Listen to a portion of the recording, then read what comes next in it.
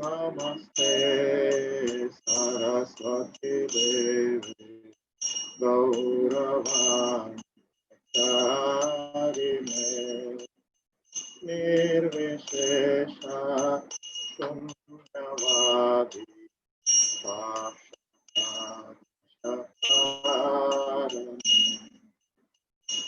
Jaya Shri Krishna Chaitanya Prabhu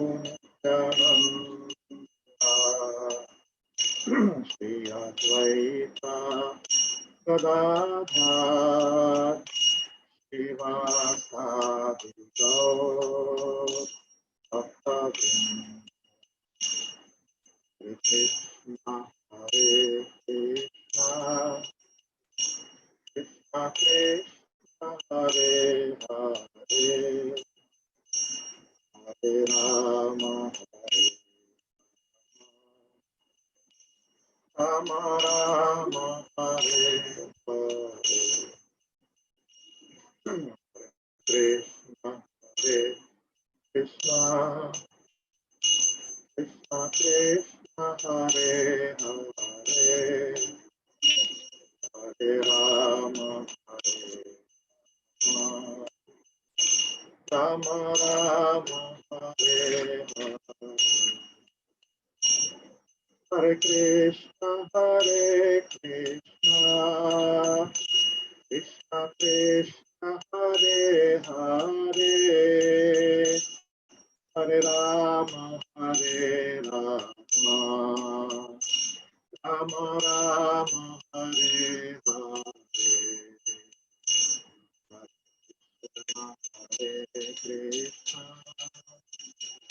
Krishna Krishna Hare Hare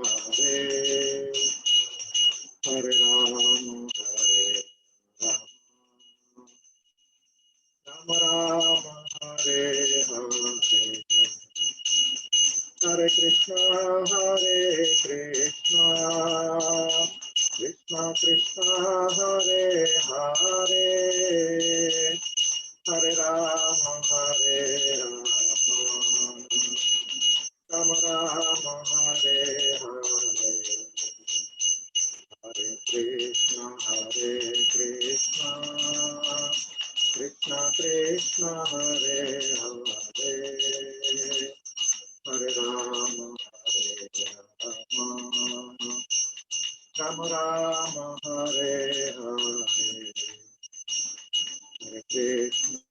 Hare Krishna Krishna Krishna Hare Hare Hare Rama Rama Rama Hare Hare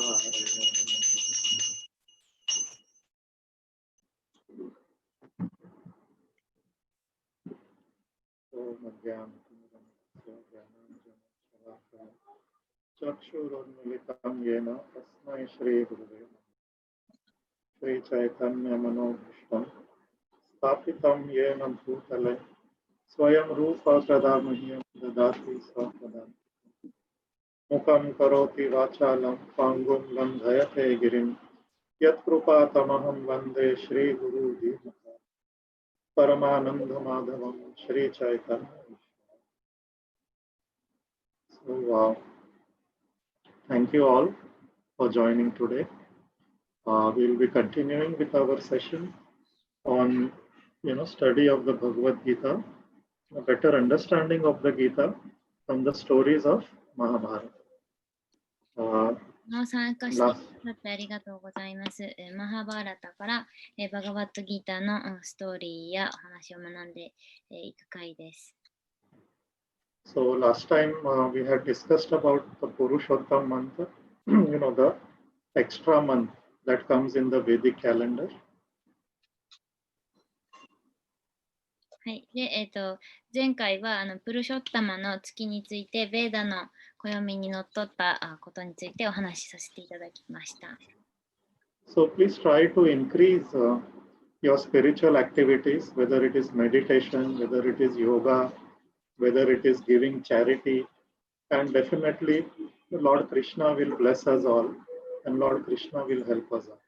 So, そのスピリチュアルな活動をぜひ続けてください。ヨガでもどんなことであっても大丈夫です。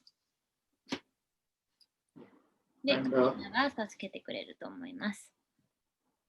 And last time we had discussed, I think Mataji was going to summarize. Satsuki Mataji. はい、さつきまたじが、今日前回の分の復習をしてくださいます。お願いします。ですね、前回は、ダルマについてということで、学びました。ダルマとは、そもそもですね、ダルマとは、というところで、そもそも必要不可欠な引き継がれるものということで、人でも物でも、自然に表す質というものになります。例えば、砂糖であれば、砂糖には甘いという質があって、それを取り去ったらもう砂糖ではなくなってしまうというようなこと。火であれば、熱、光が必須であるという、そういう自然な質というのがダルマというものです。そして、人の従う3つのダルマというのがありまして、それが、スババーダルマっていうのと、スバルーバダルマとアバダダルマっていうのがありまして、順に、スババダルマっていうのは、バガバットギータの中にもあるんですけれども、具体的には3の8と3の9と18の47の部分にあるのですが、個々の体や心、精神や知識とかに基づいて定められた義務や活動を行うことをしましょうというか、ね、そういうことが進められているというか、に宣言されています。で、2番目のスバルバダルマに関しては、魂としての義務っていうのがあって、それも、バガバットギーターの中に、述べられていて、9の34とか、15の7で、体とか心、感覚には魂が備わっています。我々は魂であって、その性質に従って行動する必要があります。魂は、サット、チット、アナンダ、永遠性、知識、喜びに満ちているものであるとされていますね。で、アバダダルマの原則で言うと、ダルマは、真実性、モラリティが、破壊されたときに、この原則で取り戻すためのものということで、緊急的な措置としての、原則っていうのかな。で、例えば、外科の手術とかで腫瘍を取り除くメスのようなものの役割とされてて、それは緊急性が高いものであって、平常時に使えばアダルマになってしまって、非宗教になってしまうということです。具体的というか、例で言うと、自殺はしてはいけないことであるんですけど、例えばなんかのスパイが、秘密を守るために自殺をする、国を守るという目のようなっていうことだったりすると、なんかそれが一応道理が通るみたいな、そういうことのようです。で、例えばそうだな。クラスでも出てきた、例えば兄弟の子供を産むみたいなようなこととかも緊急措置ではあるけれども、現代では強い意志がないと無理なことで感覚の制御が必要だったりするので、ちょっと現代的には向かないけれどもっていうのは注釈がありました。で、1から3のそのダルマに関しては、今でも存在、どの時代でも存在はしてるんですけども、それぞれ時代に応じたものがあって、かなり流動的ではあるということです。そして、それぞれ個別ではなく、一人の人に対して中でも同時にミックスして行うようなことになるというか、体のケアだったり、持っている義務であったり、っていう神を求めたりとかっていうのがあるということでした。なんかまとまってんですいません。で、ここまでです。で、あとはプルショッタマのお話とかですけど、ここも続きも言いますか？はい。ではお願いします。で、プルショッタマについては、一応、ベーダの、インド先生児とか月の動きにのっとったもので、満月から満月が1クールみたいな感じになっていて、で、新月から新月は28日ということで、10日ぐらいずつが短くなり、3年に1回、アディカの月ということで、1ヶ月余分な月というふうに呼ばれるものが現れる感じになります。暦の上で。で、それは、カルマカンダ、カルマカンダ、過保的活動の意味での、利益は生まないみたいな、ことで、物質的な利益を求める人にからはそう嫌われる月であって、マーラマース、汚い月というふうに呼ばれていましたが、やがては逆にその一番いい月とされ、プルショッタママースというふうに言われるようになり、この月に行われることはとても意義があったりとか、意味があるとか、なんだろう、普段の1000倍になる慈悲があるとか、そういうふうな特別な月に今はされています。で、マハバラタにもだいぶ関係があるもので、ジューパッティとかが、もうちょっと関係しているようですね。というのも、前回わかんないですね。ドゥーパティの話で、この人は5人の夫がいる人なんですけど、そのもともとはその前世の、メドビーっていうブラフマナの娘の、が前世でいました。で、その人は結婚相手もいないまま、過ごしていたんですけども、その父親の友人の、聖者に、ドゥルバーサに、アレンジしてもらって、幸せになれるようにっていうふうに祈るんですけど、プルショッタマに祈れば叶うよっていう感じで教えてもらうんですけれども、彼女は無知であったためにプルショッタマを悪く言ってしまったりとかして、怒り、拒否をしたんですね。そしたらその聖人のドゥルバーサは、力強い人なので、聖者として力強い人なので、相手が、そういうその人に対してそういう悪いことをしたら、悪いことした方の人、その娘さんの方は、灰になるぐらいの勢いがある人なんですけど、その聖者の方は、慈悲というか、かわいそうだということで呪ったりとか怒ったりはしなかったんですけども、その生まれ変わりの人たちが苦しむような形になりますよというふうになりました。よくわかんない。すいません、表現が悪くて。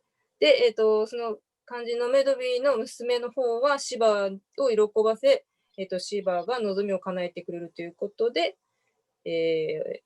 夫が欲しいというふうに、5回言った。シバに向けてのかな。そして来世で5人の夫を得るだろうということになって、同時に5人の夫はいらないと言ったんだけれども、同時に5人の夫を得て、プルショッタマの月を歩くといった反動を受けるということになってしまいました。で、その火の釘の中から現れたドゥルバティが、そういうふうに目に最終的に合うんですけど、何言ってるか分かんないっていう感じです。ごめんなさい。まとめたノートはぐちゃぐちゃでした。いえいえ、ありがとうございます。以上です。すいません。わかりました。はい。では、thank you. はい。Thank you for summarizing. Actually, it's encouraging for me also. Like I was saying, Mataji referring her notes, and other ones are also writing notes. So that is very good. Actually, this shows the seriousness and the inclination to study and understand. So let me also get that inspiration. こうやって Continue with や today. っていただくとすごく自分も励みになりますし、で、自分も皆さんもノートを取ってそれをまた復習していただけるというのはとてもその励みになりますし、皆さんにとってもいいことなのでありがとうございます。So, Mataji, can you share that slide? はい、じゃあスライドをシェアします。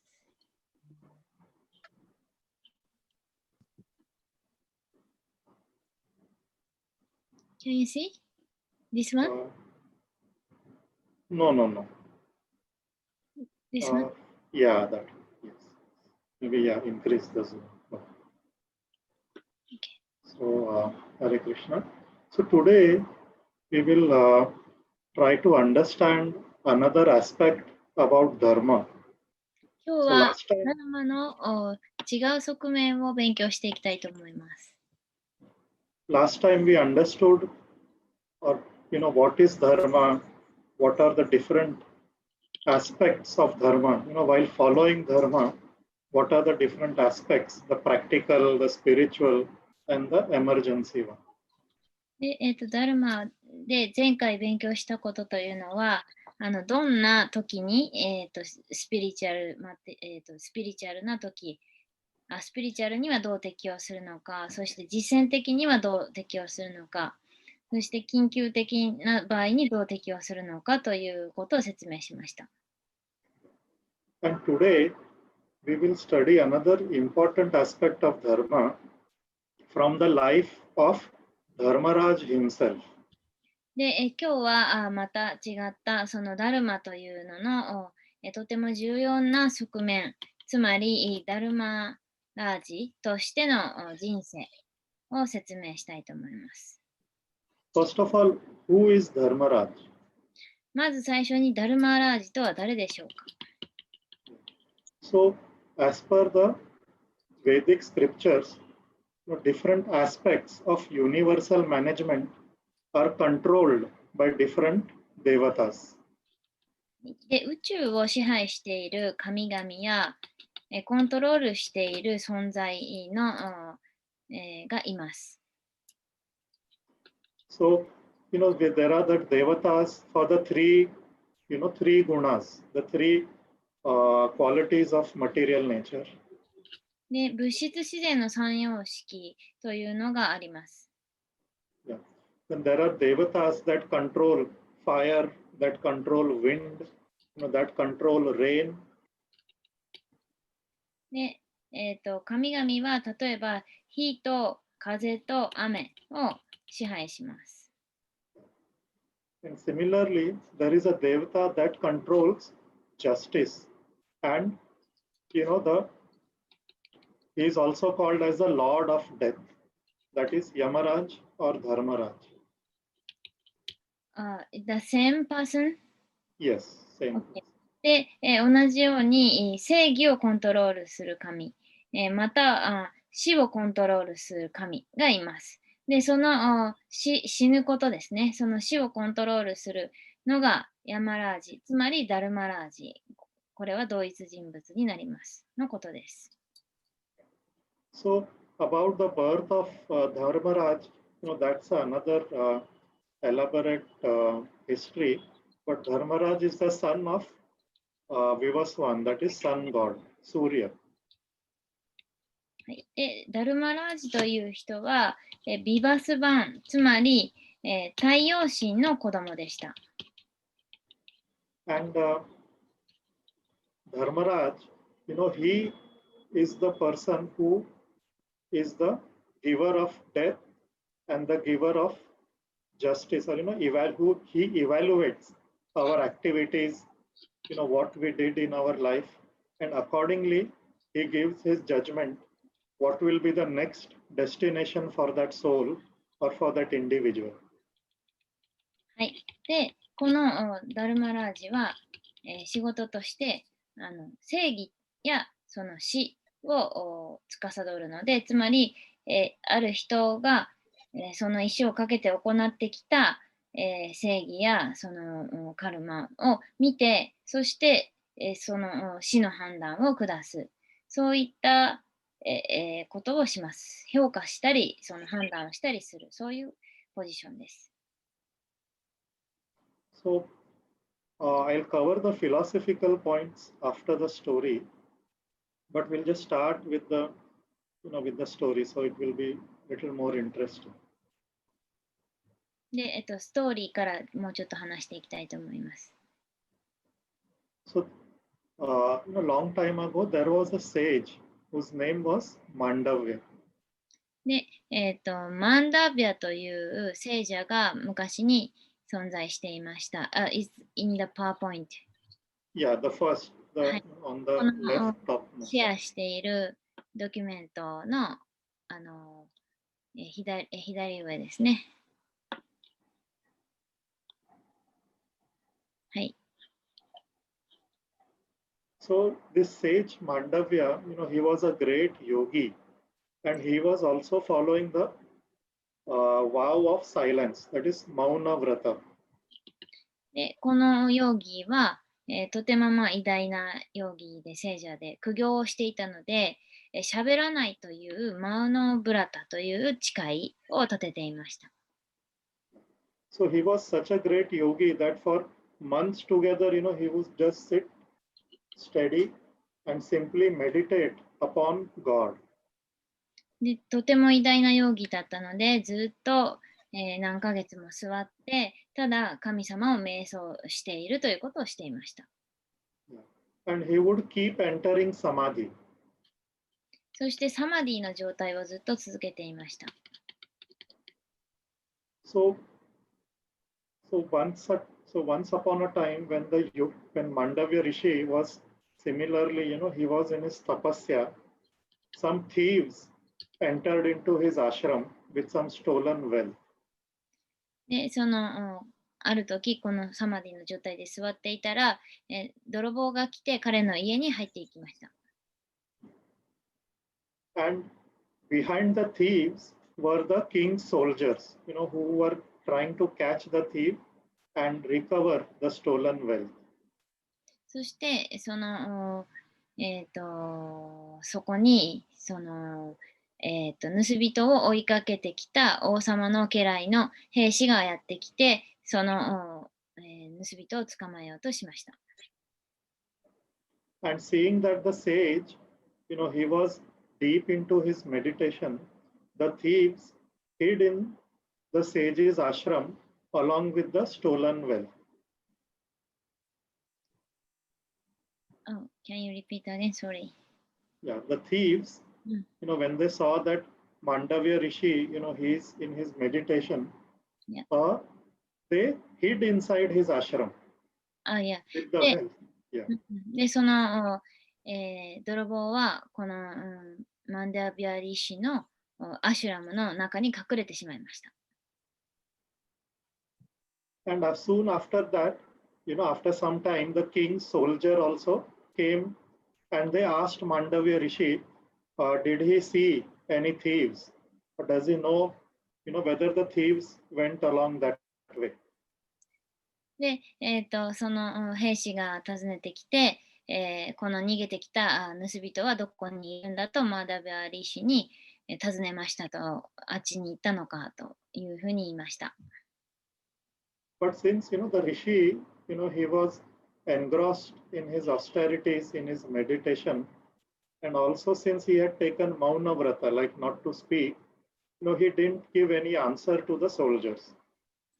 ですが、彼はサマディの状態にいたし、かつ喋らないという苦行をしていたので、この兵士には答えませんでした。And so the soldiers getting no response from the sage, they searched the ashram and they caught the thieves and also the stolen wealth. で、そしてそのアシュラムの中をこの兵士が聞いたけども、リシが答えなかったので、アシュラムの中を捜索して、そして、隠れていた泥棒と、そして、盗まれた、富を見つけて、それでそれらを持っていきました。And so when the soldiers, found the thieves in the sage's ashram, they thought that Rishi Mandavya might also be part of that gang. And he is just a fake sadhu, a false sadhu. で、この、兵士は一緒にいたマーダービャリ氏も、この泥棒の盗賊の一族のうちに違いないと。この兵士は偽物で、この聖者は偽物の聖者で、こうやって瞑想を装っているに過ぎないと考えて、リシも一緒に逮捕していきました。And so the king's soldier, if you see the second, top row, the middle diagram, the middle image, so the soldiers, they carried sage Mandavya Rishi also to the king, and the king, gave them the punishment of death, by putting them over the stake. そして、このマーダーブリシも一緒に捕まえられて、そして、王様は、処刑を言い渡して、この杭を打たれて処刑されるという、ことになりました。And then as we see, on the top row, the rightmost image, the king, he punished the thieves as well as the sage to be put over the stake. なので、この一緒に、泥棒と聖者を杭に打って、そして、処刑しました。But since now here, the point is that, Rishi Mandavya, he could have spoken, but since he had taken that vrata or that vow of Mauna, he didn't say anything. で、なんか言うこともできたんですけども、聖者は、マノブラタを誓いを守っていたために何も言うことなく死んでいきました。And this sage Mandavya, by his yogic power, for a long period of time, he sat over that stake. で、彼のヨギの力、神秘力があったので、この、杭の上でずっと長い間座り続けていました。Mahabharata says that, a very long period fast, and, the sage was without food, without water. And when the other sages also saw his condition, they started feeling very bad. で、そのマハバラタとかそのベーダの物語はとても長いんですけども、長い間こうやって座っていたので、他の聖者たちもこの杭に打たれて座っている、瞑想している、聖者を見て、他の聖者はとてもその心を痛めました。気の毒に思いました。And the sage, by his yogic power, he started calling the other sages, the other brahmanas, and in the night, these other sages and brahmanas would come in the form of birds. で、この周りの聖者たちをリシは、ヨギの力を使って神秘力で、呼び出して、そして夜に、鳥の姿になって、自分の周りに集まるように言いました。And, they would discuss many things. They would discuss topics of dharma, of the Vedic scripture. And in that, で、そこの中で、みんなで集まって、ベーダについて、ダルマについて、ディスカッションをしていました。And, and the other sages, the other Brahmins who used to visit Rishi Mandavya, they would ask him, "Oh sage, what did you do that you got this sort of a horrible punishment?" で、そのあるブラフマナの人が近づいてきて、他のリシが言いました。あなたは、マンダービアさん、あなたはこんなに、ひどい、恐ろしい格好をしてますけど、どんな悪い罪を犯したんでしょうかと聞きました。So sage Mandavya, he had that power to see the past, present, and future. And he said that I don't remember, at least in this life, I don't remember any sin that I have done, that amounts to such a huge punishment for me. で、マンダーベアリー氏は、過去も現在も未来も見れるような力はあったんですけども、彼は、今世では私はこんな、罪を着せられるような、悪いことはしていませんと答えました。And when the king's soldier, they saw that, after so many months and such, even after such a long period, the sage, he has not died, but he's still performing his tapasya, his meditation on that stake. They understood that he is not a fake sadhu, and they go and report that to the king. で、非常に長い間死なずにこうやって杭の上に座っていたので、彼はその偽物のサードゥではないということを、兵士たちが見て、知ったので、それを王様に報告しに行きました。And when the king hears, the king comes there personally and he begs for forgiveness from the sage. And he says that, out of ignorance and out of my pride, I did this to you, but I didn't know. So please forgive. で、王様は頼みました。本当に私は悪いことをしましたと。あなたのことを知らないで、自分のプライドからこのような、刑を与えてしまいましたけど、どうか私を許してくださいとお願いしました。And so, the sage, it is said that the Brahmanas are very liberal. So the sage, he forgives the king and he walks away from there. で、ここでその、聖者は、彼を許して、そして、王様は帰っていきました。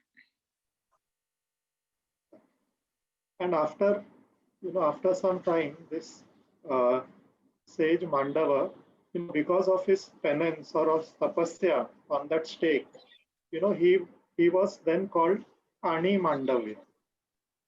で、彼はその大変な苦行で、名声を得て、そして、アーリマンダビャという名前になりました。Yeah. And because of that great penance of his, he won over, the entrance, or he won over the great planetary systems. That is what Mahabharata describes.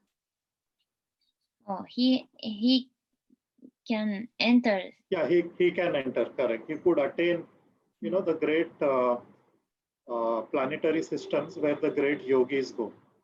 OK。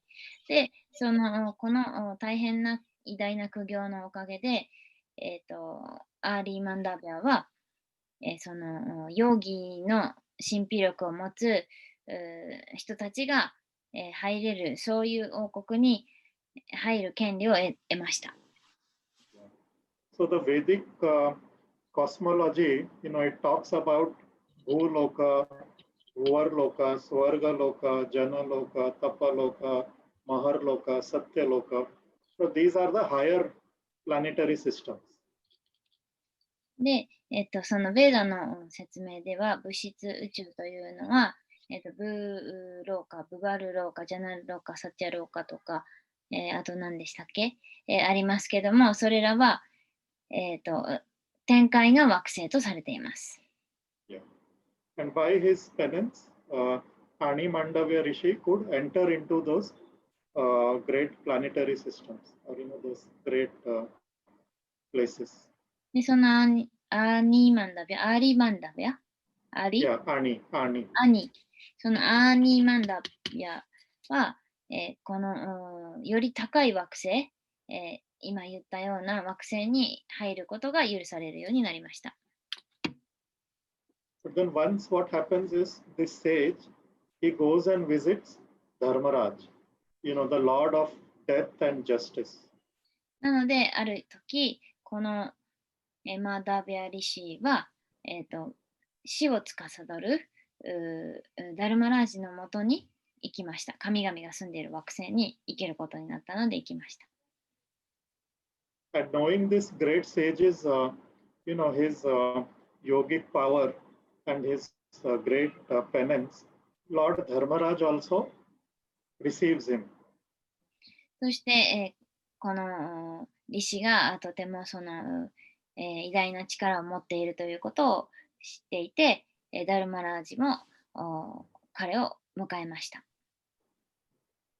So Ani Mandavya, he couldn't find any fault, for that incident that happened to him, where the king put him on the stake. So he didn't blame anyone. Neither did he blame the king, nor did he blame the king's soldiers, nor did he blame those thieves. He just forgave them all. そして、この杭に打たれた時に、彼は王様も責めなかったし、兵士も責めなかったし、泥棒も責めませんでした。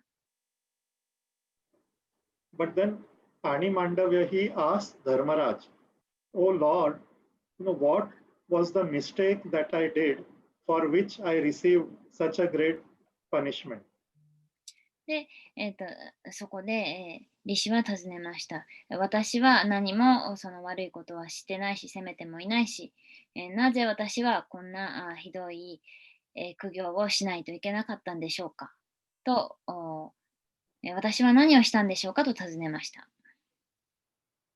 So then Dharmaraj says that when you were a small boy, you caught a moth. You know what a moth is, like a butterfly, another insect. Yeah. Yeah, we call it as a moth in English.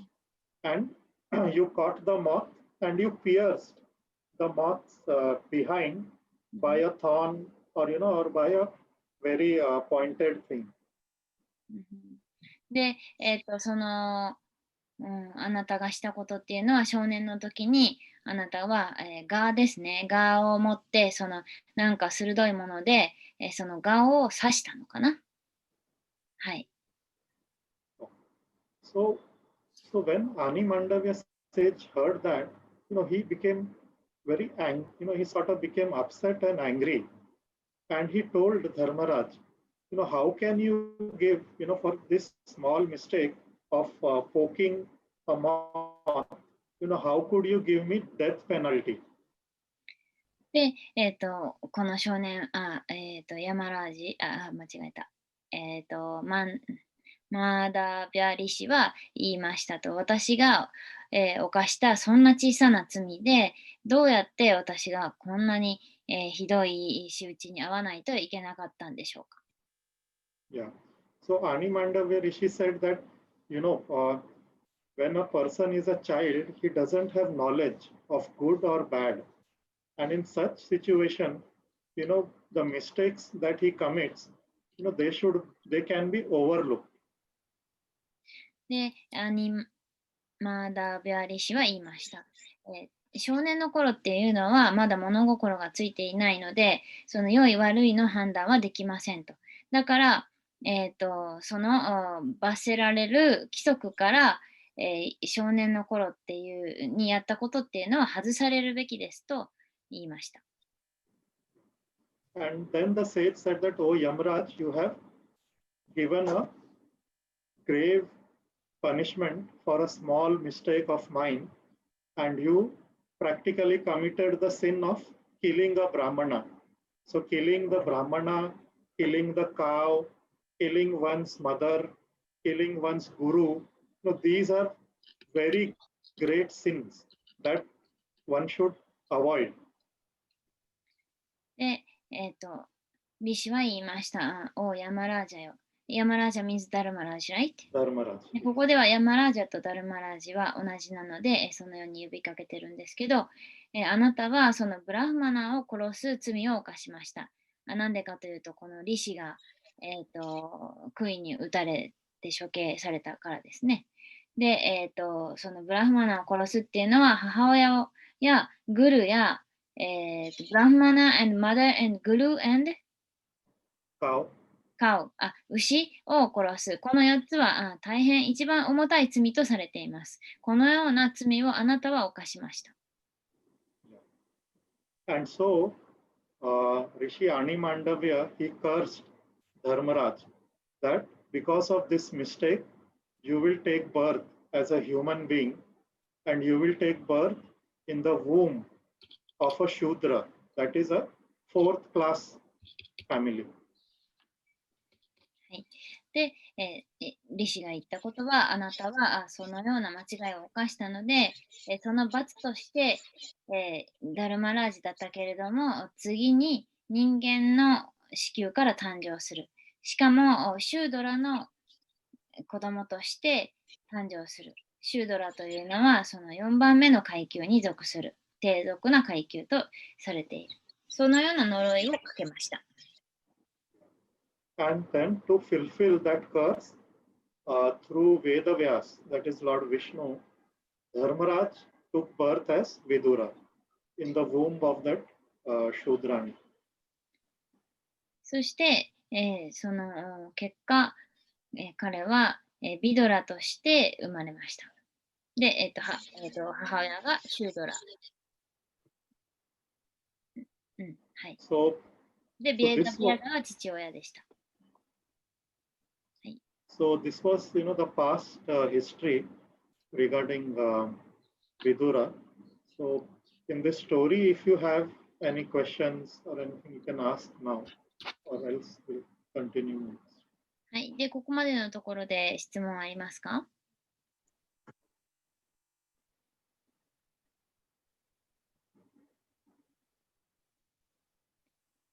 ？Yeah, you can continue. Okay. So here すいま we せん。 see the はい。just a moment. yeah. 蛾を刺したっていうのと、って言われたじゃないですか。そこと、なんか大きな罪を犯したっていうところのちょっと関連性がよくわからなかったんですけど。蛾を刺したのは、李氏、聖者の方で、で、その聖者を、少年の頃にその小さな蛾を刺したっていう罪なのに、その罪の、罰として、この、ダルマラージ、神が、死を司るダルマラージが、その、少年、つまりこのリシを処刑した。つまりリシはブラフマナだから、ブラフマナの一番高い階級にある、人を導く階級の人を、しかも何も抵抗しない、そういうブラフマナを殺す、つまりその王が処刑したわけですけど、王によって処刑されるっていう罪を与えたのはダルマラージなので、そのダルマラージが、間接的ですけど、王によって王のそのなんていうか、王に命令させて殺したというか、その罪を言ったんですよね。だからあなたこそ罪を被らないといけないですよっていうことで呪ったっていうことです。そのダルマラージの方を。このリシが。Sorry, what was the question? Yeah, her question was she didn't understand. Rishi pierced the moth, insect, right? And that is a very small thing. And just he said that there is big sin which kill Brahmana. Killing Brahmana is the big sin. So she didn't like become clear about sins, why small sins and big sins. That's why I just explained this. Rishi says to Dharmaraj, you did a big mistake due to Brahmana means he himself is Brahmana. He was killed by king. That's almost killed. Yeah, almost killed. で、その厳密に言ったら、そのリシは死んでないんですけど、もう死ぬ同然、ほとんど死んだぐらいの罪を、ほとんど殺したぐらいの罪だっていうふうに捉えて、生き返ったんですけどね、ヨギのその神秘力の力で。で、天国に入る権利を得て天国に行った時にそういう話になったんだけど、だからほとんど殺した罪によって、その逆にそのダルマラジっていう罰を与える方の神様が罰を与えられたっていうことになるんです。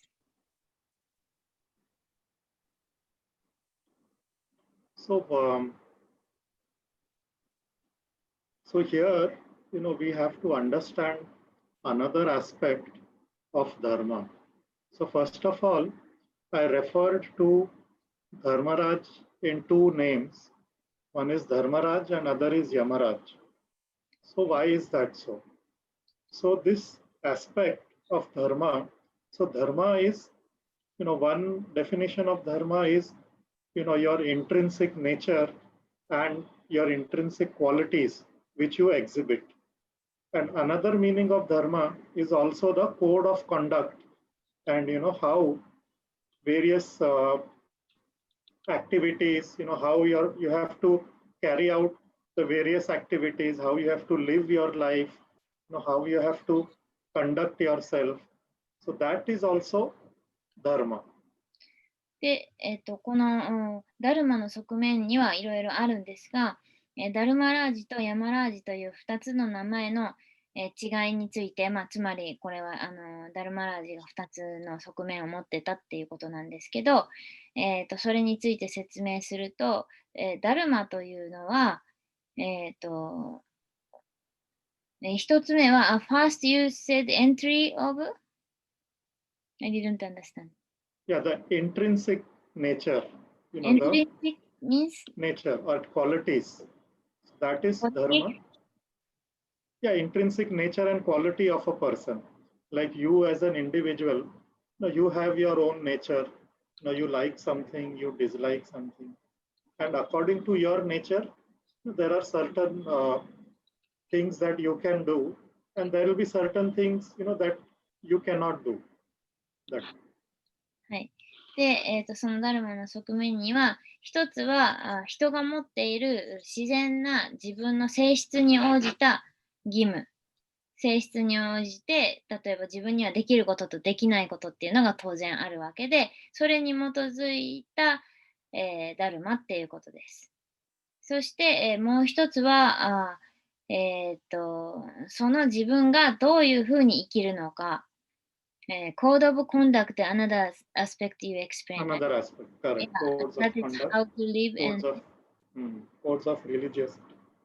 religious. どのようにその宗教的であるべきかとか、どのように生きるかとか、そういった側面があります。So another way to explain this, Mataji, is can you ask if anybody has they learned how to drive a car and they got their license. So do we have participants who know how to drive? 例えば、その車の運転で例を言いたいんですけど、皆さん免許持ってますか？運転できますか？いや。Okay. So, those who have learned the car, see, to learn the car and to drive the car on the road, there are two things.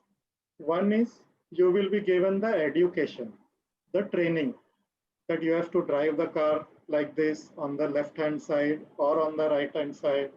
When you take a turn, you have to put the indicator on, when you're, yeah. で、一つ目は、その教習を受けて、しっかりその教育を受けて、そのサインを見ながら、いろいろと操作するっていうことが必要になってきます。Yeah. So one aspect is education. それ一つが教育です。Yeah. And there they also teach that when you see the red signal, you have to stop. で、もう一つは、赤信号を見たら止まらなければなりません。Yeah. Or when you see that zebra crossing or that pedestrian crossing, you have to slow down. で、その速度を落とせっていうサインを見たら、それはゆっくり行かないといけないし。So that is the education part. And the second is the legislation part. Now, if suppose, yeah. で、ごめんなさい。今のが教育の側面です。で、2つ目が legislation or enforcement, law enforcement.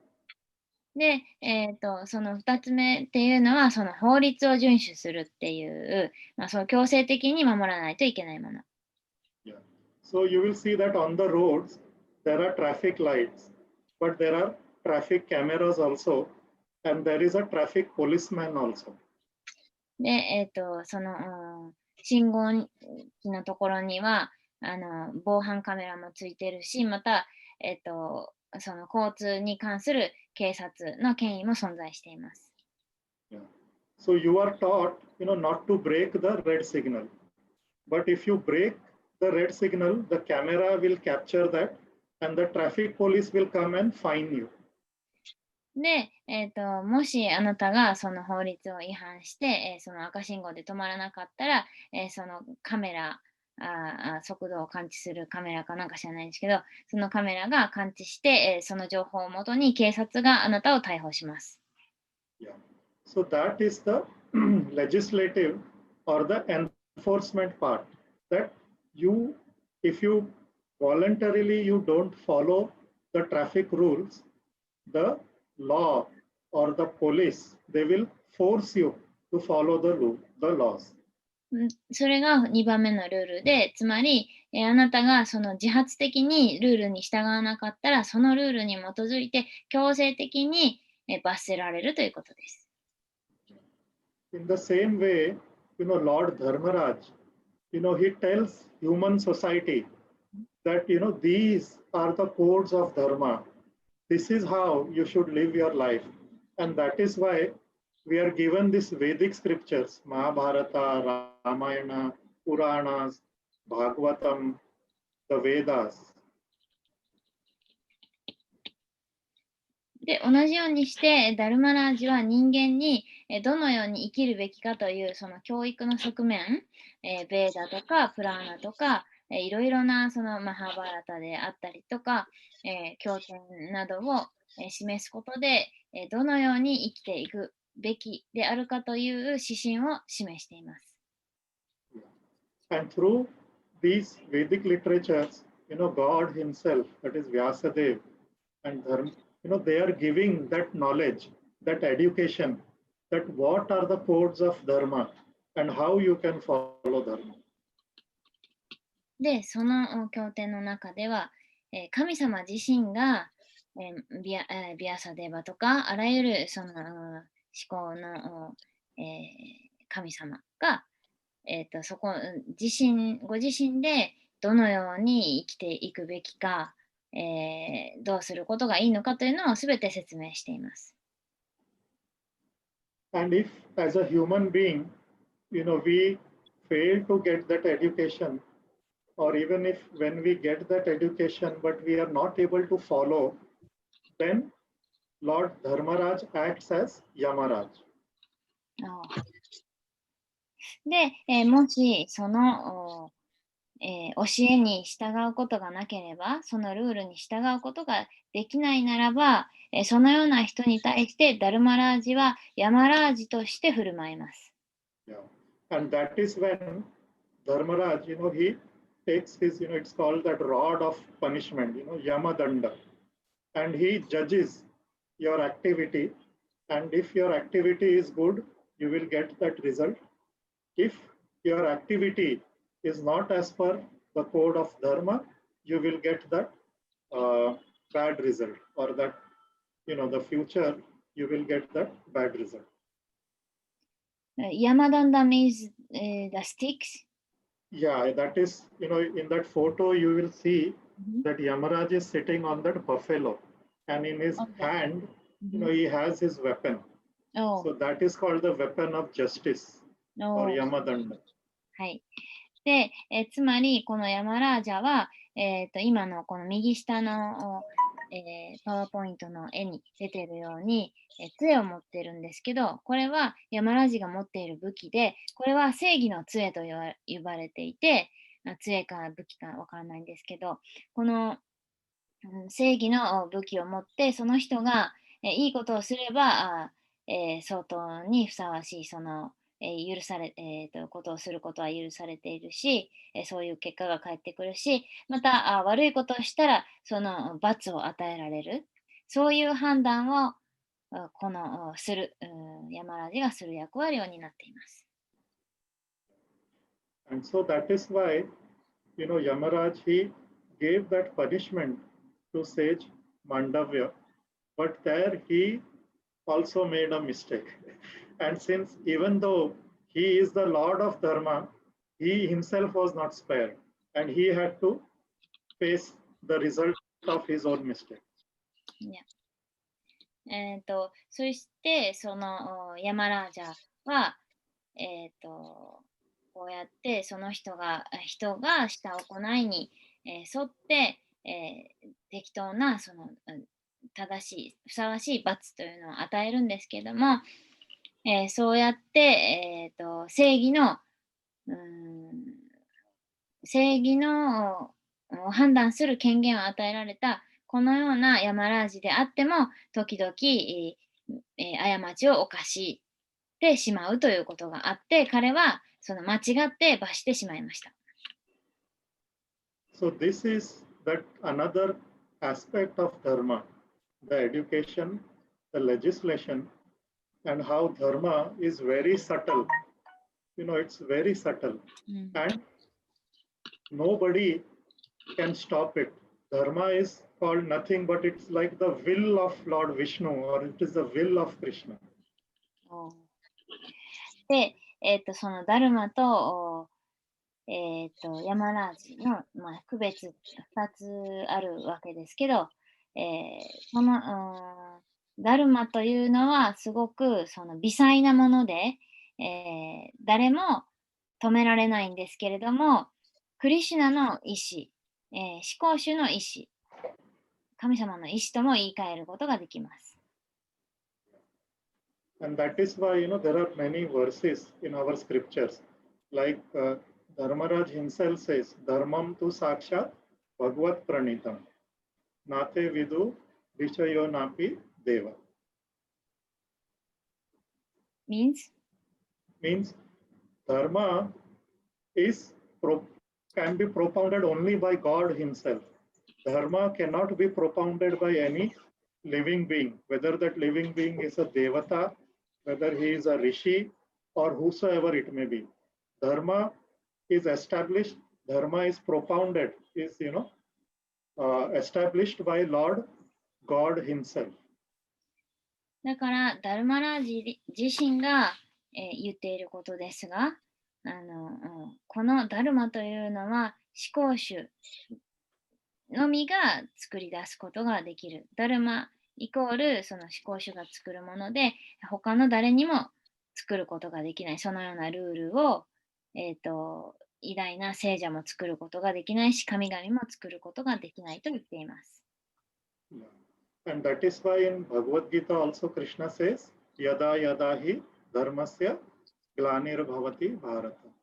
That whenever human society deviates from dharma, from religiosity, I appear and I again establish the eternal principles of dharma. はい、で同じことをクリシュナはご自身でバガバットギーターの中で言っています。ダルマ、つまり宗教が正しく実践されなくなったとき、反宗教的な風潮が世にはびこったとき、バラタ王の子孫よ、私はいつどこへでも現れる。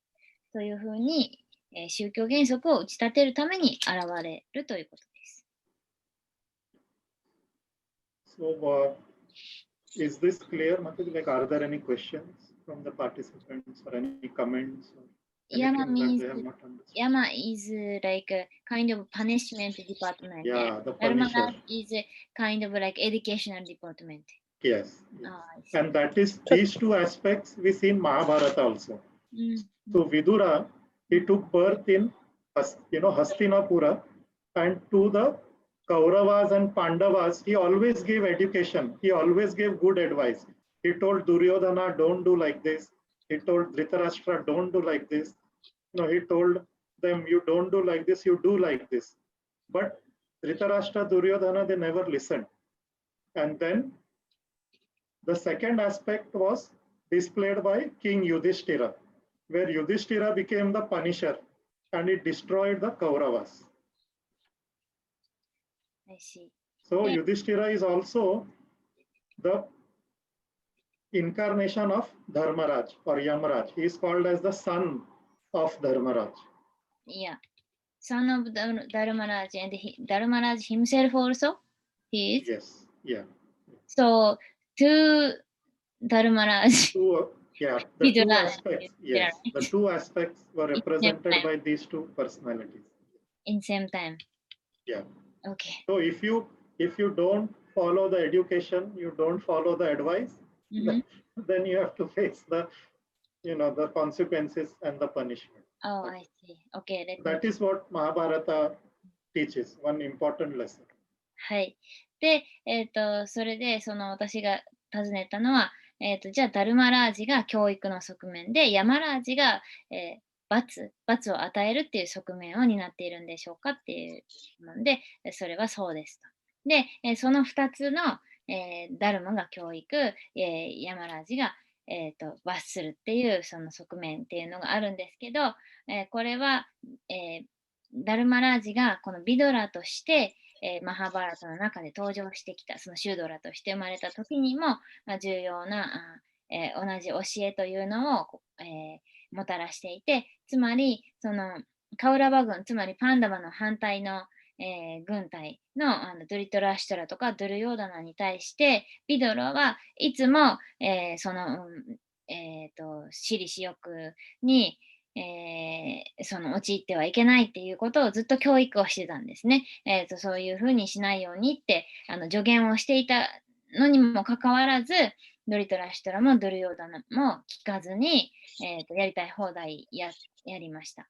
だからその教育に対してその教育を受け入れることなく助言も何も受け入れなかったので、ドリトラシュトラとドルヨーダナは、そのダルマラージからのその助言を聞かなかったために罰せられたんですけども、で、パンダバたちが、ドリトラシュトラとかドルヨーダナを含むそのカウラバ軍を、全滅させました。で、その全滅させたのは、パンダバ軍によって全滅させたんですが、パンダバ軍の、王というか、長男、は、ユディシティラ王であって、ユディシティラ王、その、アルジュナのお兄さんですね。ユディシティラ王もまた、ダルマラージの子供であり、ダルマラージの息子であり、ダルマラージ自身だと言われています。だから、ビドラもダルマラージの化身であり、ユディシティラもダルマラージの化身ということになるんですね。で、教育の面でダルマラージの言うことを聞かなかったので、ビドラの言うことを聞かなかったので、最終的にはユディシティラをダルマラージの化身が、カウラバ軍をやっつけて全滅させた。その死の権化として現れて、で、全滅させて、命を奪った、罰せられたっていうことになるので、この2つの側面によってダルマラージがその、ダルマについて教えているっていうことになります。ということです。だけど、いいですか？すみません、いいですか？はい。なんかこの今のこの画面では、この画面でそのヤマラージは、間違えてるじゃないですか。思考主しかダルマを立てれないんだけれども、間違えることがあるってことですよね。はい。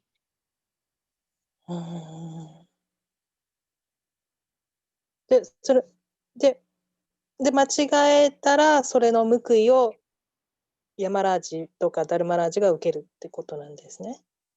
はい。で、間違えたから、その、シュードラの息子として誕生したんだけど、そこからまたその教育をしているっていう、すごくその神聖な人物としての生涯を送るっていうことです。だからずっと罰せられてたわけではないですよね。思考主も、過ちを犯すっていうことになるんですか？いえ、なりません。思考主はまた別ですから。はい。ダルマラージっていうのは思考主のことではなくって、神々、つまり、クリシュナは思考主ですね。すべての神様で、そのすべての思考主から作られた存在の神々の一人がダルマラージ。だから、ダルマラージは作られた存在だから過ちは犯します。過ちを犯しちゃったらどんな存在であれ、罰せられますよっていう。わかりました。ありがとうございます。ありがとうございます。はい、すいません。So, it's clear now? はい、いや。So, one analogy that I had thought about, the role of Dharmaraj, many a times even mothers, they act like that. When a child doesn't want to go to school, or the child might not want to drink milk. So first the mother tells, very lovingly, oh, you go to school, you will learn so many things, you will play, you will make friends. And if the child listens to that, things are okay. But if the child becomes very adamant or, becomes a very naughty, she's, I won't go to school, and, just makes a hue and cry. So the mother also picks up a stick and then she threatens the child. You go to school or I'll beat you. So it's just, this aspect of Dharmaraj is simply so that the living entity in this material world, they learn, they come out of this suffering and they learn about God and learn to love God. And this is just like the treatment how a mother, teaches and trains her child. In the same way, Dharmaraj acts with the living entities. 例えばその母親が、小さい子供に学校行きなさいって言って、それで、学校行かなくって、その子が遊んでばっかりいて、その悪いことばっかりしたら、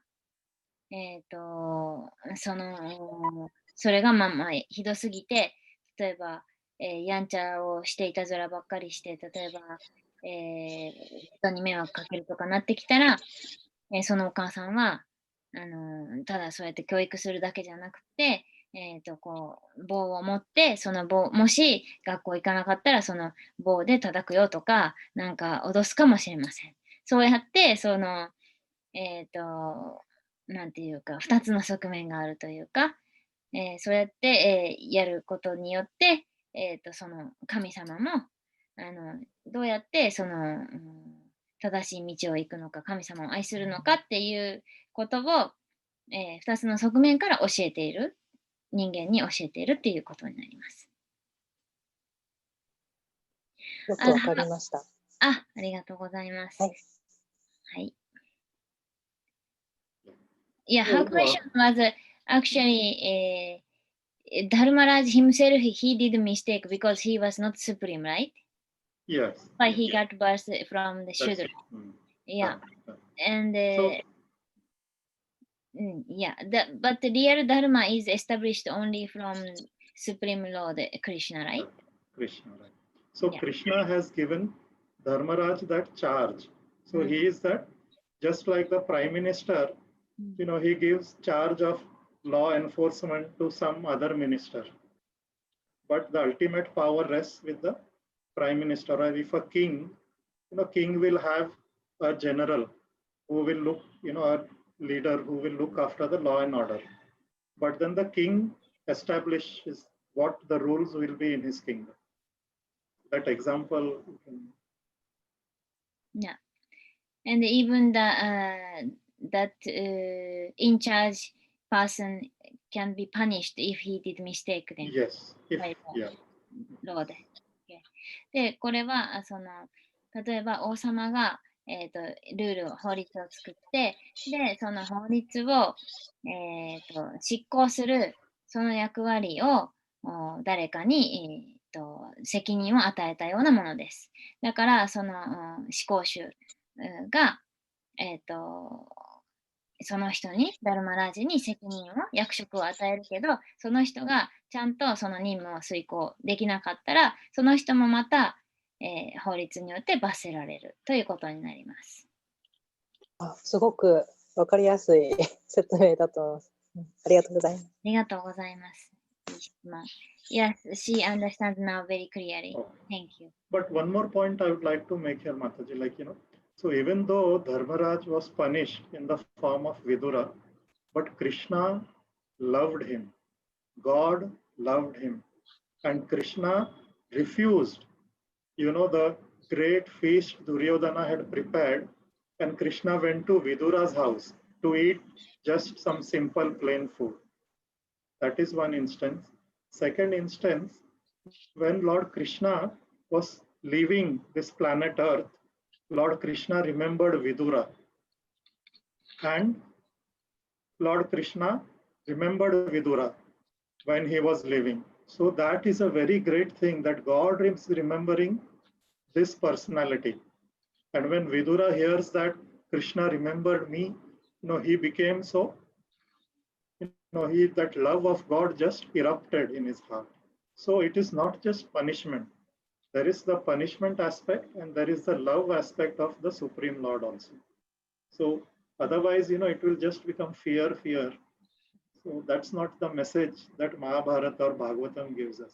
いや、でもう一つ重要なことがありました。すみません。ということで、何かというと、この王は、クリシュナなわけですよね。で、ビドラというのはとてもそのクリシュナから愛されたディボーティーだったの。ディボーティーというのはその献身者、クリシュナを信仰している人だったので、そのビドラはとても愛されていたので、ドリトラシュトラが招待したんですかね。ドリトラシュトラがクリシュナを呼んだけど、クリシュナはそこには行かずに、ビドラが、同じ時にかな、その食事に招いたのか何なのかで、ビドラのところに行って、クリシュナは、すごくそのビドラはシンプルな食事を提供したんですけども、そのシンプルな食事を喜んでクリシュナは食べた。で、そしてクリシュナはこの地球上に誕生した時に、そうやってそのマハーバラタの時に、クリシュナが地球上に来た時に、ビドラのことをすごくその思い出していた。で、なんでかって言ったらディボーティーだから、クリシュナはビドラのことがとても愛しかったから、思い出していた。そしたら、その思い出しているっていうのを聞いて、ビドラはその、クリシュナへの愛の思いに没頭したっていうことです。そうやって、ビドラはこの地球上に来て、クリシュナに思い出してもらえたわけだから、そういう意味では、この地球上にシュドラの息子として誕生するっていうのは罰でもあるけれども、それだけではない。むしろ愛の交換、その思考主との愛の交換の、部分、つまりすごくその恩恵をもらっているっていうことです。そういう側面もあります。So, if participants have understood, these things, these are, some aspects of dharma. They are subtle, they are difficult to understand, but I've tried my best. But now I have a question for the participants. で、私はちょっと自分のできる範囲で、こうやって説明させてもらったんですけども、今参加している皆さんに、質問したいことがあります。So, see, we heard the history of Bhishma Dev. Bhishma Dev kidnapped a cow, but he kept the cow for a short time. When he understood that the sage is angry, he quickly returned the cow. But he got such a big curse that he had to take birth and a long life and so much suffering and all. And even here we see Dharmaraj, he committed one mistake. But for this one mistake, he had to take birth as a Shudra. But compare that to someone, some person in today's world. Today, kidnapping happens practically every day. Somewhere, some part of the world, some kidnapping is happening, and not only of animals, but of human beings. But still we see that, those people are not getting punished like Bhishma Dev got punished. And this error of judgment, there are so many judges in the countries, they make so many errors in their judgment, but they are not getting punished like Dharmaraj got punished for their error in judgment. So how is this? What is this? How can we understand this? So that is my question. Do you have any thoughts about this? はい。で、皆さんに質問なので、ぜひ、教えていただきたいんですけど、ビーシュマデーバを思い出していただいて、そのビーシュマデーバは、牛を盗んだっていう、その前世でね、バスの時に牛を盗んだ、奥さんのためかなんかで、盗んだ。で、それが悪いことだとして、急いで返したっていう、だから短い期間牛を盗んでたっていう小さな、悪いことに対して、ひどい呪いをかけられて、で、それで、地球で、長い人生、おじいさんになるまで苦しまないといけない、その地球に誕生して、で、長い間生きて、で、いろいろなことでちょっと苦しまないといけないことになったと、そのような呪いをかけられましたし、ダルマラージもここで小さな一つのミスのために、過ちのために、シュードラとして誕生しないといけない。で、そのような呪いをかけられた。呪いじゃないけど、罰を受けたと。で、呪いですね。はい、利子から呪いをかけられて、そういうふうになっちゃったと。で、一方で、この世界でも現代でも、いつの時代でも泥棒とかがいて、その泥棒が、いろんなその悪いことをしているけど、その人たちは、罰を与えられることもなく、のうのうと、生きている人たちもいますと。で、じゃあなんで、この神様によってそういうビーシュマとか、ダルマラージとか偉大な人物が、呪いをかけられ、罰せられて、このような人たちが罰せられないのでしょうか。何かアイデアを教えてください。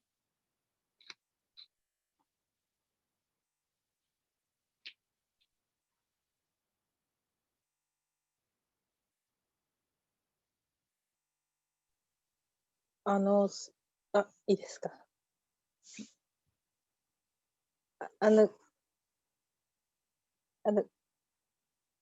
物質社会でも、あれですよね、地位が高い人とか、社会的なんか信用性を重んじられる肩書きの人の方が、ちょっとした発言の間違いとかでも、スキャンダルでも、地に落とされるじゃないですか。芸能人にしても政治家にしても。やっぱり公的な信用性を求められる人っていうのは、常に高みを維持していかなきゃいけないっていう、なんかダルマの法則ですかね。皆さんにの代表とならなんてお手本とならなきゃいけないから。なるほど。はい。Her answer is such position who is situated in high position like who is in public, like in charge of public or so who lead the society, those kind of people in the high level, he has high responsibility more than the low class people. So if those people say something, even that word is not proper to the citizen, then he can be like fall down to the like lowest place. That's why he has some high responsibility, and because those persons have to guide and become good example of all citizens. That's why that is kind of like a dharma, a law of dharma, she thought. Yes, very good. Very nice answer. Any other comments that other may have? とてもいいと思います。他にあり Anyone ます else か？ wants to add? はい。今の答えを聞いてもいいですし、聞いてでもいいですし。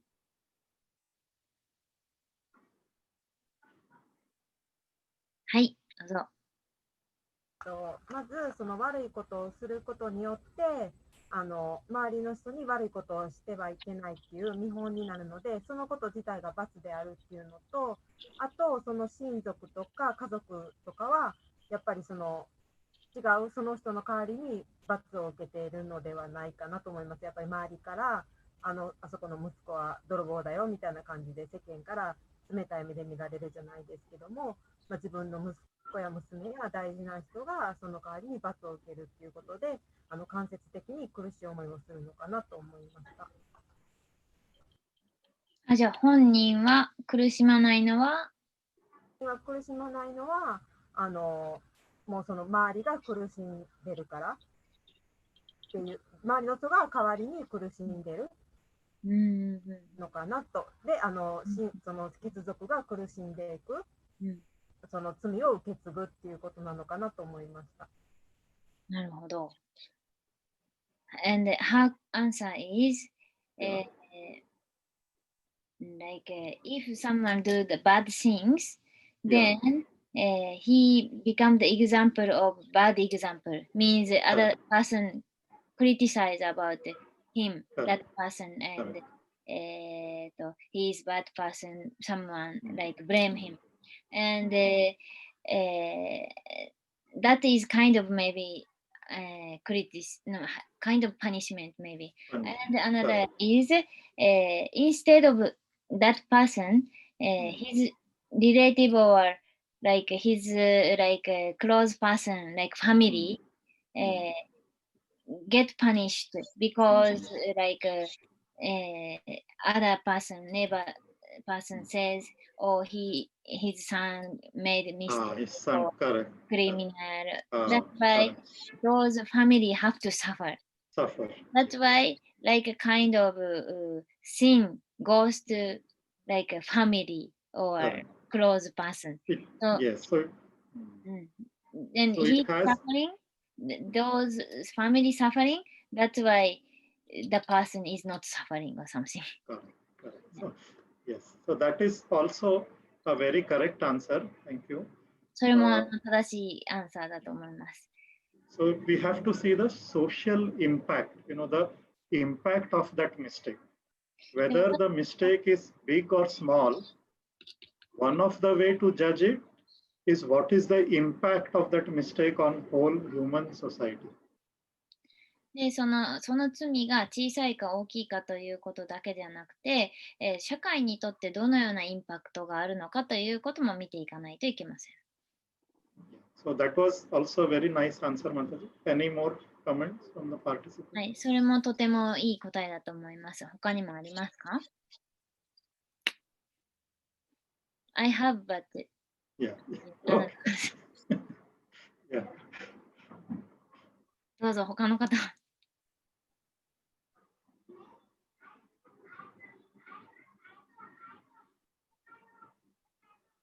Yeah, Mataji, you are going to say something? Yeah, my answer is like Bhishma Deva and Dharmaraj is a devotee of the Lord. And even they born in this universe, this earth, they are happy to receive those punishments because they are devotee of the Lord. So they have a great chance to meet Krishna directly and have like a love relationship with Krishna.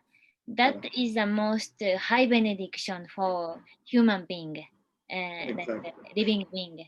That's why I thought for such devotee, they never care. They get birth in earth or in like a heavenly planet. Even if they live in heavenly planet, if they have no chance to meet Krishna directly, then those devotee is not so happy there. Yeah, maybe you can translate your answers for the participant, but that's a very nice answer. Yeah. And yes, they are devotees of Lord and they accept the service of Lord. And this they saw as, more service towards Krishna, for Krishna. And we see in Mahabharata, we'll see, how they passed with flying colors. Like, Krishna was remembering them. We try to remember Krishna, but here Krishna is remembering Vidura. Krishna is going in front of Bhishma. So that is also very nice answer, Mataji. Very nice. Please translate for everyone. はい。で、私が思ったのは、そのビーシュマであれ、ダルマラジであれ、クリシュナに会いたいと思って、クリシュナのディボーティーだから、っていうことはそのような偉大なディボーティーっていうのは、クリシュナに会えたり、クリシュナと愛を交換できるんだったら、その天界の惑星に住んでいることよりも、この地球に生まれて、クリシュナもその時に生まれてきてるわけだから、クリシュナとの愛情を交換できたり、クリシュナに思い出してもらえたりするわけだから、そっちの方がよっぽど嬉しいから、そのディボーティーは、これは今先生が言ってたけど、もっと奉仕をしたいと思ってる。その奉仕のためにどこへ生まれようと、そのディボーティーは関係ないっていうふうに思っています。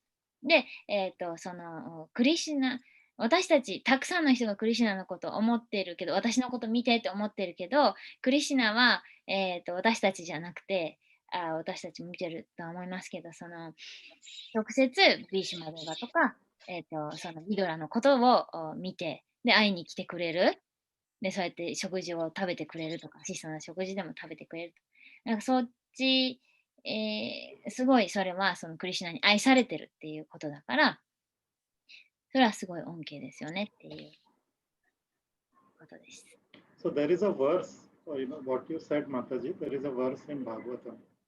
In Narayana para sarve kutaschana na bhibyati swarga apavarga narkeshu apitulyartha darshina.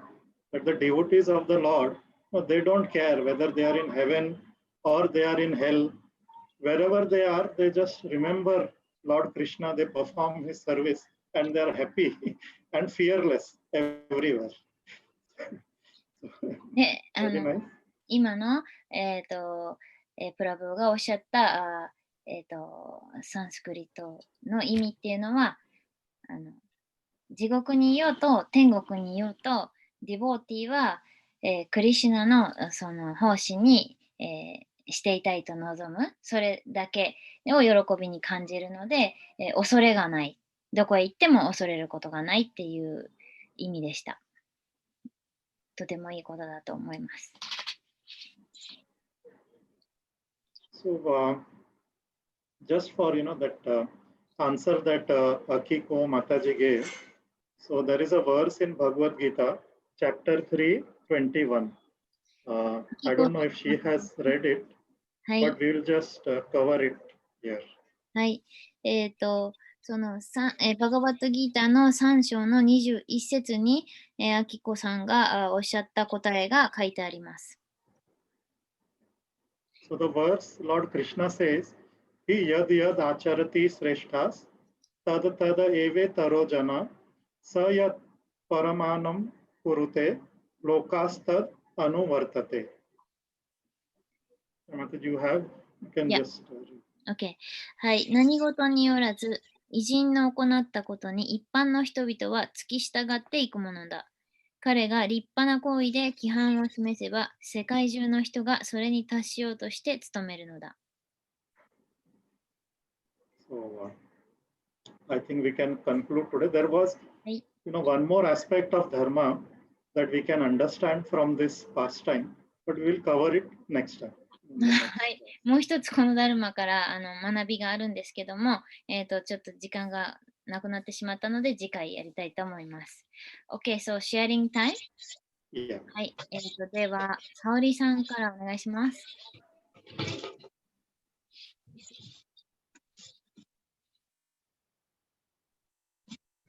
今日もありがとうございました。ビ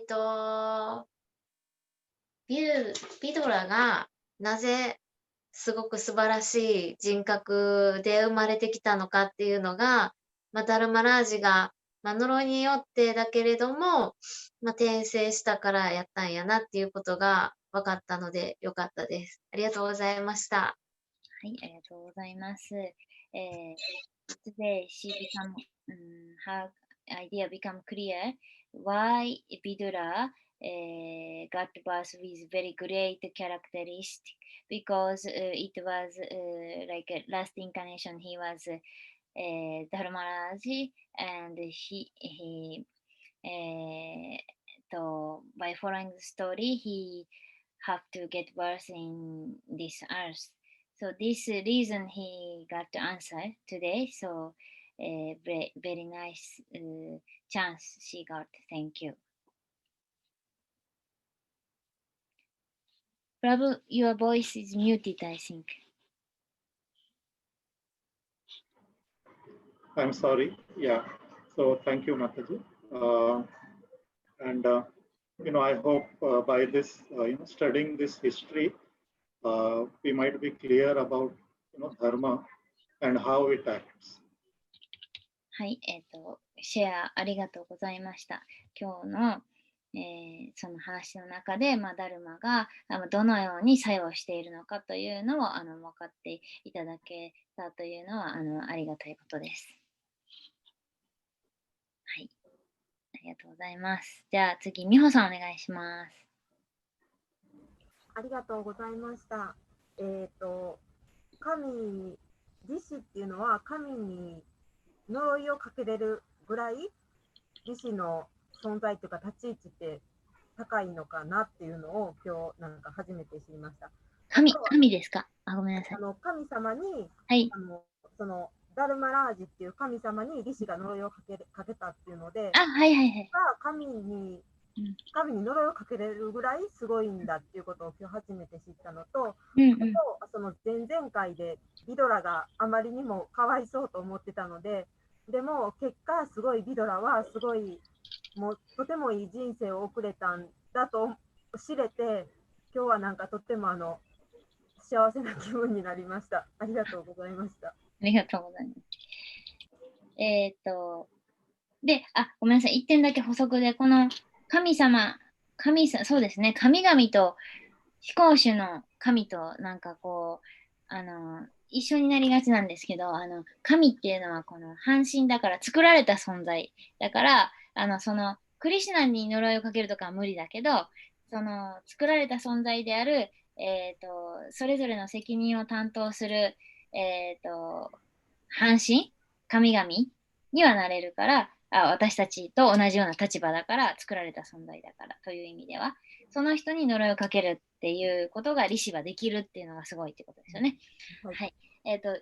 Today, she knew Rishi has great power, so that he can curse the demigods.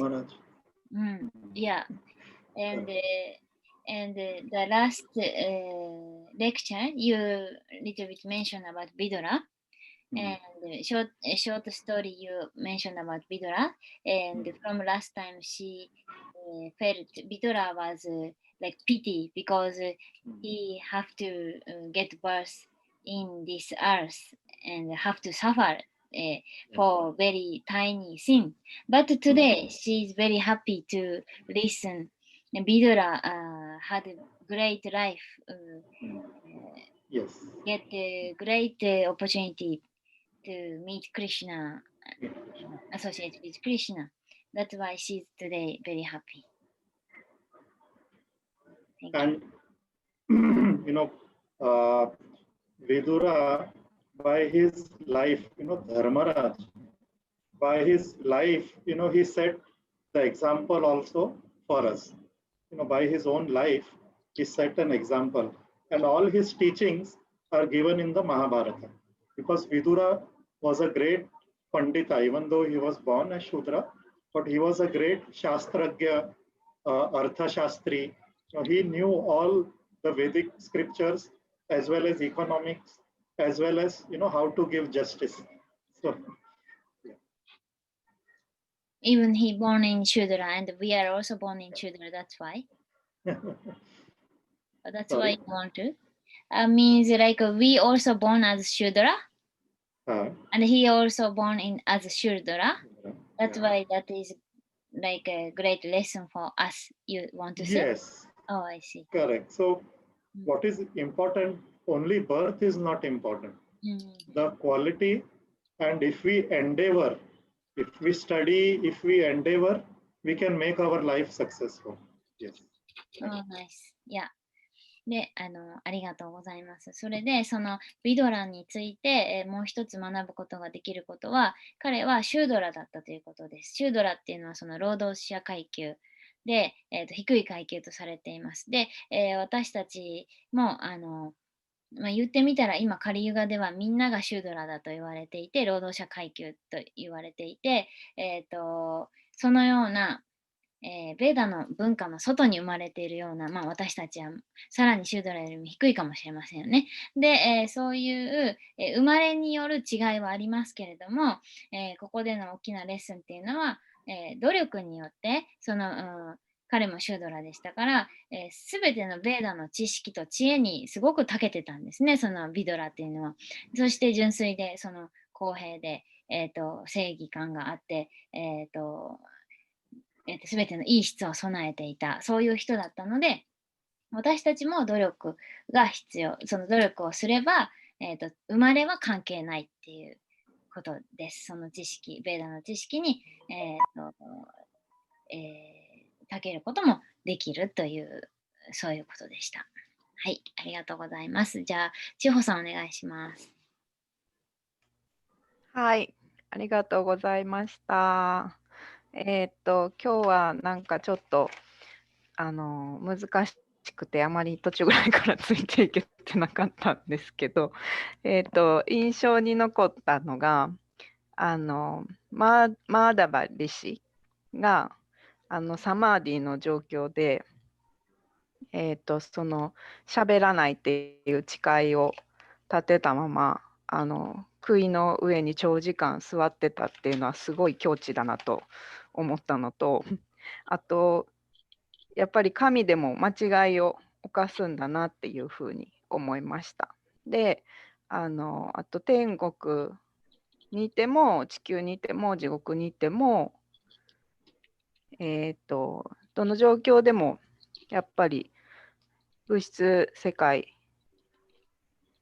なんで、どんな状況でもなんかこうクリシュナのことを思ってなんか私も奉仕したいなっていうふうに思いました。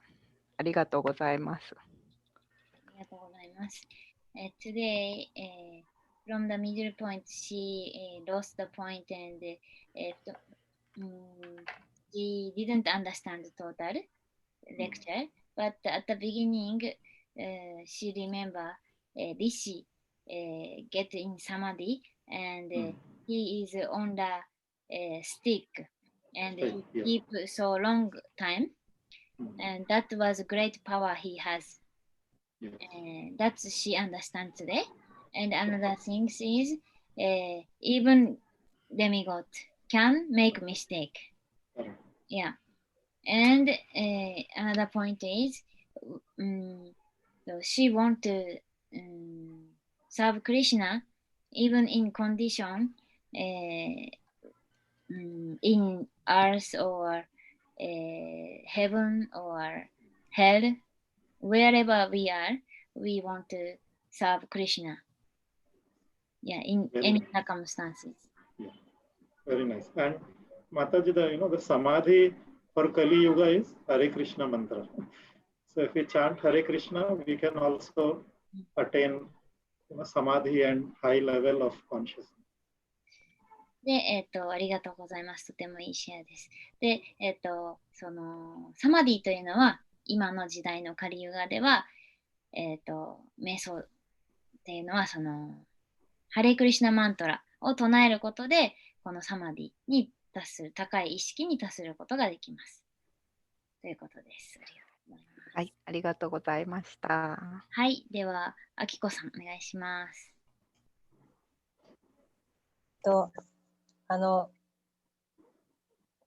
天に行こうが恵まれない地の世界地上の恵まれない境遇になろうがクリシュナに奉仕できるんだったらもうそれが幸せ、愛の交換がして自分のことを覚えてもらえてるんだったらそれが幸せっていうなんかそのところがすごく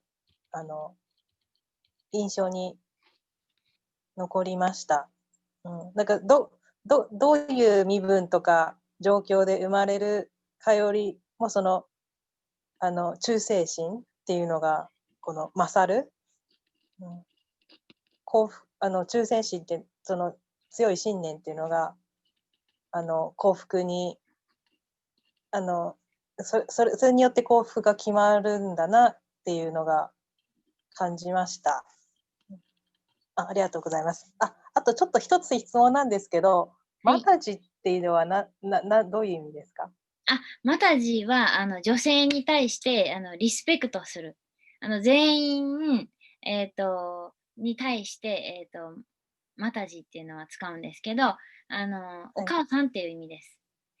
じゃ女の子とかにも使うんですか？はい。イスコンではみんなにマタジって独身であれ年下であれ、年上であれ、みんなマタジ。はい。でも、ちょっと、おばちゃんって言われてる気分になるかもしれないですけど、そうじゃないんです。皆さんのリスペクトで、マタジ。はい。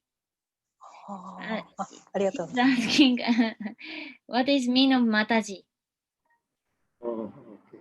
So, Mataji means like a mother. In Vedic scriptures and in Vedas, the position of mother is very big. Like we say Matrudeva Bhava, Pitrudeva Bhava, Gurudeva Bhava. Like for me, like my mother is like a Devata.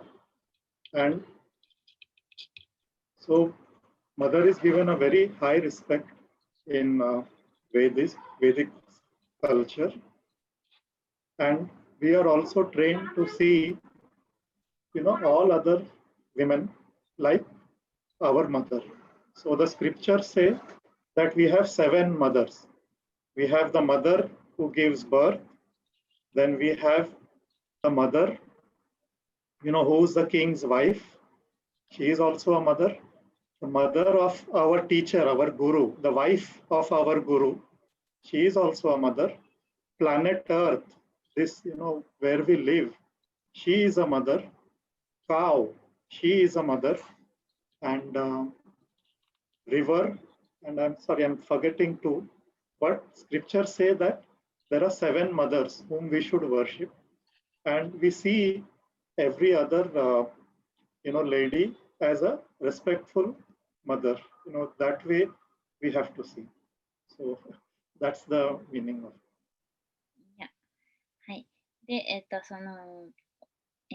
マタジっていうのはお母さんっていう意味で、それで、お母さんっていうのは、ベーダの文化においては、その神々に匹敵するような、高い尊敬に値する人物です。で、どんな女性でも、他の女性は、お母さんと呼んでいて、そして、そうやって尊敬をします。で、お母さんは、7種類のお母さんがいて、7種類というか7人のお母さんというか、自分のお母さんもそうだし、そう、人にはその7種類のお母さんがいて、7種類のお母さんを尊敬しないといけない。一つは自分のお母さんだし、一つは、王様の奥様、王妃ですね。で、自分の先生の奥さん。で、それから牛、それから地球、で、川、で、あと2つ忘れましたけど、そういうお母さん、いろいろな存在をお母さんとして私たちは受け入れる、尊敬するべきですっていうことです。And her feedback is, today she get impressed whether we live in Earth or heavenly planet or hell. Circumstances, devotee don't care. Even by birth is not concerning.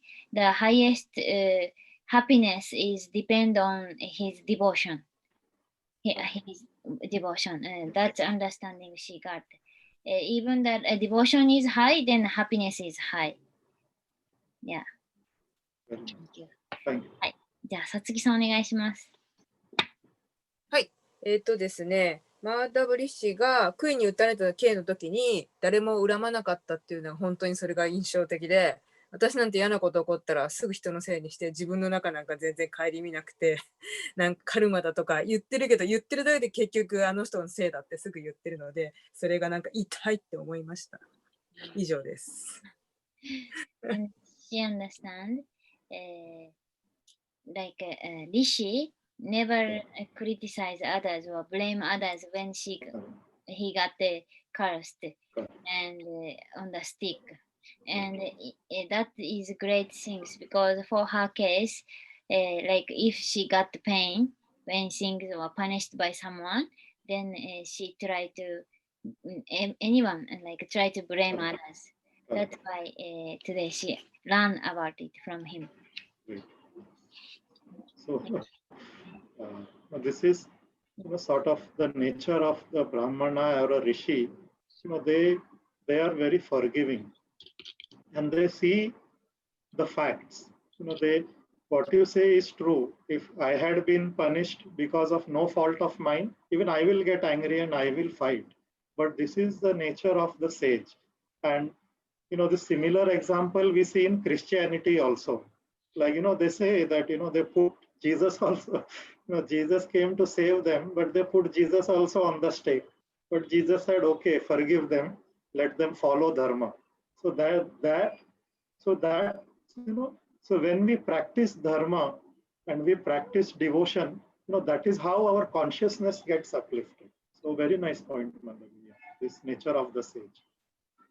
そのすごくいいポイントだと思います。っていうのが、そのブラフマナとか聖者とかは、その起こったことに対して、それをまあ普通自分とかだったら、自分もそうですけど、そのなんか仕返ししてやろうとか、なんでそんなことになったんだとか、まあ怒ったりとかしますけれども、そういう偉大な人とかそのディボーショナルサービスを訓練していったら、それはもう起こったことは事実として受け止める。で、自分に、返ってきたことを、まあ、全て許すという態度。これはクリスチャンでもありますけど、例えばジーザスも十字架にかけられたけど、別に誰もその咎める、じゃなくてもむしろ許してください。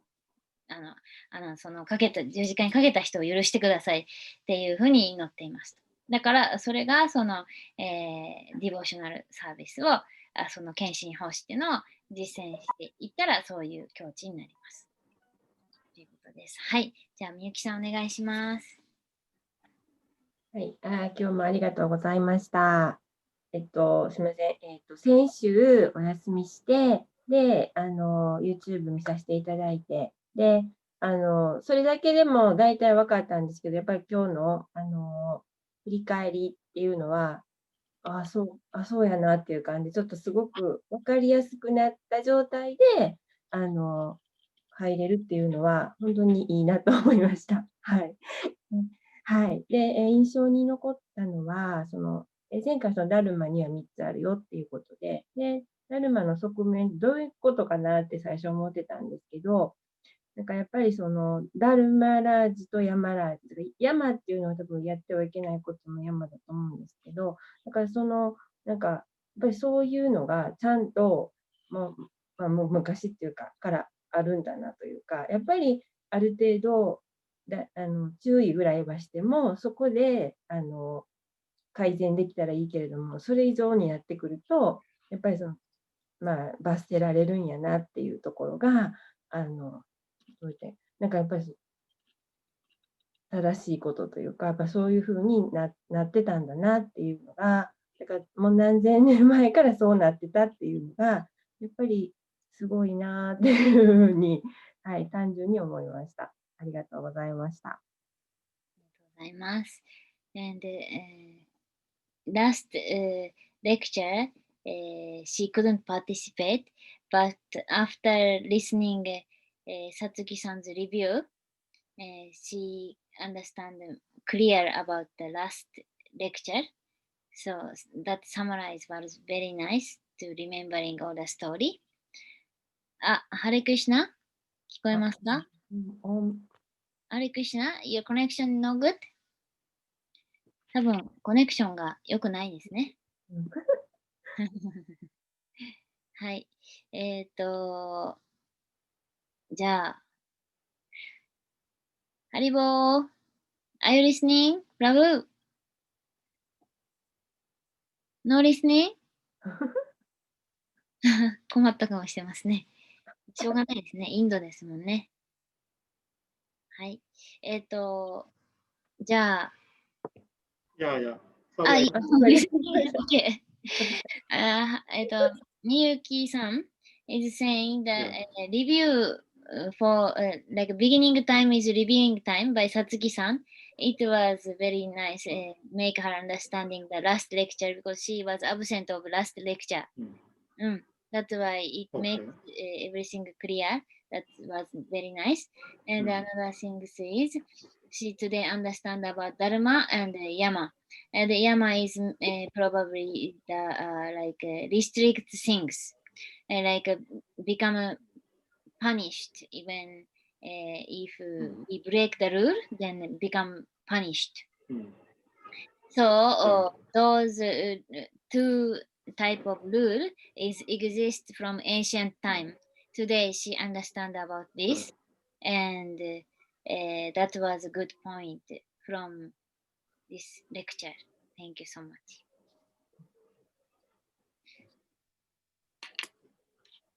はい、また声が聞こえない。Thank you. See you. Krishna, are you listening? Your voice is not. Yes, I'm listening. Yes. Okay. You want to say something? Okay. Am I audible now? Yeah, now okay.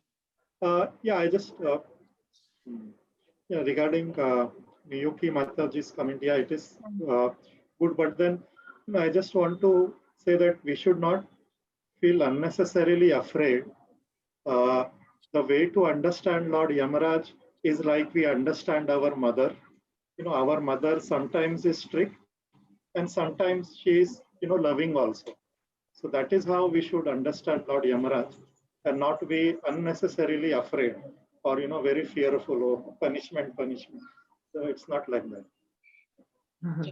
で、いいポイントありがとうございます。それで、そのヤマラージの役割を不必要に恐れる必要はなくて、例えばお母さんは、そうやって脅したりもするけど、とてもその愛情深く、愛情を注いでくれる側面もあるから、その愛情の方を見ればいいし、こういうことしたらこういうことが返ってくるみたいなので、恐れる必要は全くありませんと。それがポイントですっていうことです。ありがとうございました。ありがとうございます。Thank you so much. はい。では皆さん今日本当にありがとうございました。ありがとうございました。すごい勉強になりました。はい、ありがとうございます。じゃあ、終わります。はい、ありがとうございます。ありがとうございます。皆さん待って、次の復習誰がやりますかで、まだやってない人手挙げて、多分、千穂さんとあきこさんまだやってない。はい、やってません。じゃあ、こちらから今言ってくれたから、じゃあ、千穂さんお願いできますか。はい。これってあれですか？動画後でまた上がるんでしたっけ？はい、上がります。わかりました。ちょっとまた見直しときます。はい、じゃあ次はあきこさんに決まりです。どうしよう。よろしくお願いします。お願いします。ありがとうございました。ありがとうございました。